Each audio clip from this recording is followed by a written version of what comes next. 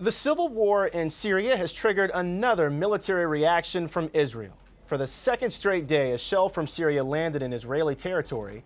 Yesterday, Israel retaliated by using tanks to destroy a Syrian armored vehicle. On Sunday, Israel had fired a warning shot into Syria in response to the first mortar shell that hit the country by mistake. Israel is just the latest neighbor pulled into the conflict. Turkey has returned fire repeatedly since Syrian shells first landed there in October. Turkey, Lebanon, Jordan, and Iraq now house more than 400,000 Syrian refugees. The uprising to overthrow the Assad regime has been going on now for 19 months with no end in sight. Joining us this morning, Pamela Falk, CBS News Foreign Affairs analyst. Pam, good morning to you. Good morning, Terrell. A stray shell from the Syrian civil war lands in Israeli-held territory. Israel responds. First time we've seen anything like this in 4 decades, by the way. Do we see Israel getting tangled up in this civil war?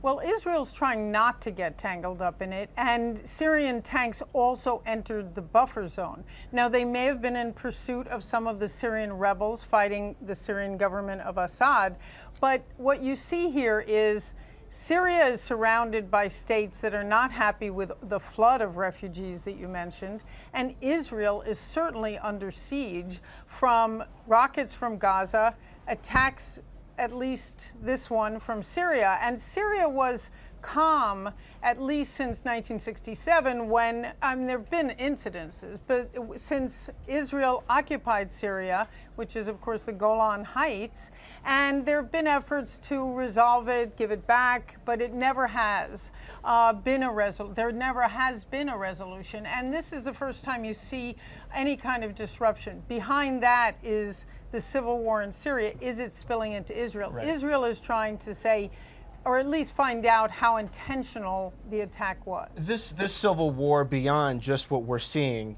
between the government and rebels, if you will. Right. Beyond that, there's also this proxy war between various groups and factions as well. But it's all largely been within the borders of Syria. Are we seeing this? Is this a sign, with now Israel getting involved, that this is spilling into a wider regional conflict? Yes, it already has spilled into this kind of a conflict. It has spilled over into Lebanon, and there have been cross-border fights with Lebanon. There have been cross-border fights, as you mentioned, with Turkey.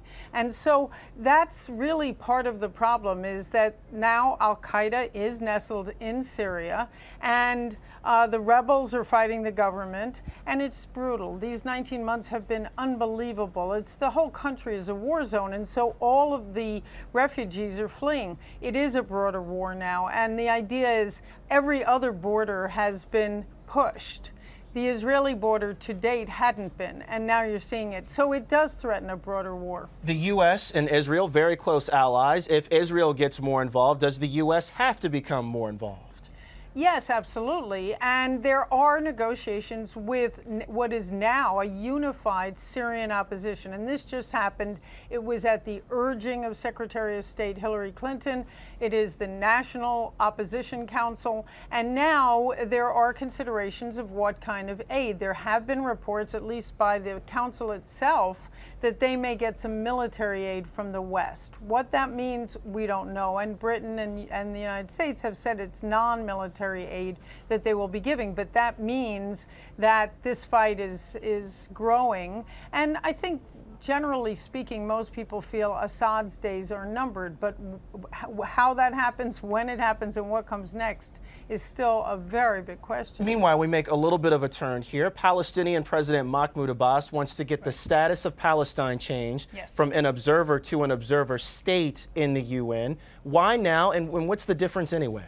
Well, they went to, Abbas himself, Mahmoud Abbas, Abu Mazen, went to the UN Security Council to be a full state. And that was, everyone knew it would go nowhere with a U.S. veto, and they didn't even get the 9 votes needed to pass it anyway. So it died there. When they did that, they said, we'll see if the Security Council changes, acts on it, shows that it would even vote for it with a U.S. veto. They might have kept that going, but it went nowhere. And so they decided to take an interim step, which was to at least call themselves a state in the UN eyes. That doesn't mean they're a member of the UN. They don't get voting rights. They basically don't get anything. It's the middle ground for them. Now, what that means is they get to join some UN organizations. But two things happen. Number one is it craters the peace talks, because the peace talks are based on not going outside direct talks and negotiations between Palestine and Israel. Number two, it pushes out the Hamas party in Gaza, because they only represent the West Bank, Abbas does, and the Fatah party.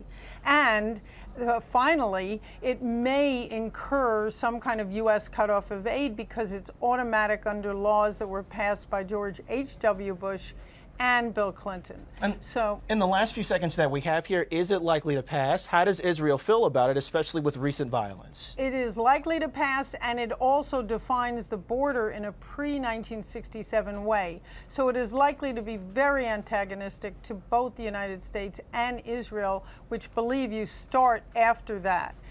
In terms of negotiations. So it's a very volatile area, and it's gotten much more tricky and dangerous. Very fragile situation, too. Absolutely. Pamela Falk, CBS News Foreign Affairs analyst. Pam, thank you so much. Good to be here, Terrell.